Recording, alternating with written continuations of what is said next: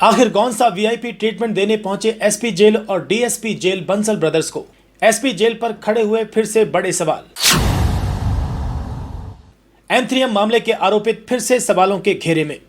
आखिर ऐसी क्या राज की बात थी जो पंकज बंसल को बाहर लाकर समझाते दिखे एसपी जेल? विवादों में घिरे बंसल ब्रदर्स से तबादले के ऑर्डर के बाद क्यों मिलने पहुंचे एसपी जेल? क्यों कानून को छींके पर टांग कर गार्ड ने बाहर आने दिया जेल में बंद बंसल को और मिलवाया अंबाला एसपी जेल से?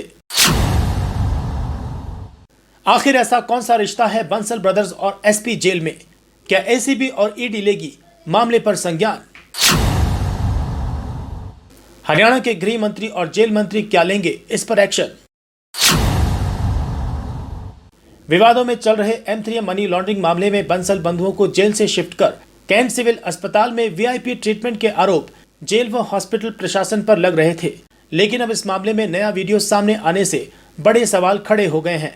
अंबाला सेंट्रल जेल के एसपी संजीव पात्र, जिनका उसी दिन सिरसा तबादला हो गया था, वे शाम को बंसल बंधुओं से मिलने अस्पताल पहुंच गए।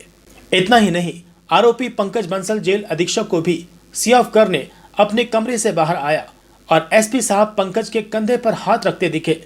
सवाल ये खड़े होते हैं कि आखिर एसपी आरोपित पंकज से मिलने क्यों आए, और यदि आए तो आरोपी कमरे से बाहर कैसे आ गया?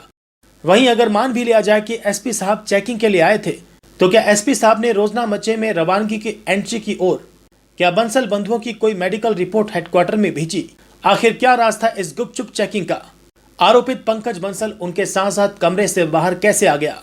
वीडियो में साफ देखा जा सकता है कि दोनों काफी देर तक बतियाते रहे और इस दौरान जेल के गार्ड भी खड़े दिख रहे हैं, जिन्होंने ना तो आरोपित का हाथ पकड़ा है और ना ही ऐसा प्रतीत हो रहा है कि ये किसी जेल का बंदी है। कुछ देर बाद जब एसपी साहब की बातचीत पूरी होती है तो पंकज बंसल एसपी साहब के पीछे पीछे हाथ जोड़कर चलता भी दिख रहा है। फिर वो मुड़ता है और आराम से एसी वाले कमरे में चला जाता है। क्या पंकज बंसल अपने घर में बैठा था जो सी ऑफ करने एसपी साहब को बाहर तक आ गया? और क्यों कानून को छींके पर टांग कर एसपी साहब अपने साथ लाए पंकज बंसल को बाहर? क्या है पूरा मामला, हम आपको ये भी बता देते हैं। हरियाणा में M3M मनी लॉन्ड्रिंग केस में बंसल बंधुओं पर 400 करोड़ की मनी लॉन्ड्रिंग का आरोप है। दोनों भाइयों पर सेल कंपनी के जरिए 400 करोड़ रुपए जुटाने का आरोप लगा है। अभी तक की जांच में सामने आया है कि M3M ग्रुप ने आयरो ग्रुप से 400 करोड़ रुपए लिए हैं। M3M ग्रुप में ट्रांजैक्शन को डेवलपमेंट पेमेंट दिखाया गया है। ईडी इस मामले में M3M ग्रुप की करोड़ों की संपत्ति अब तक जब्त कर चुकी है। फिलहाल बंसल बंधु बेल पर बाहर आ गए हैं, लेकिन उनके वीआईपी ट्रीटमेंट पर सवाल खड़े हो रहे हैं।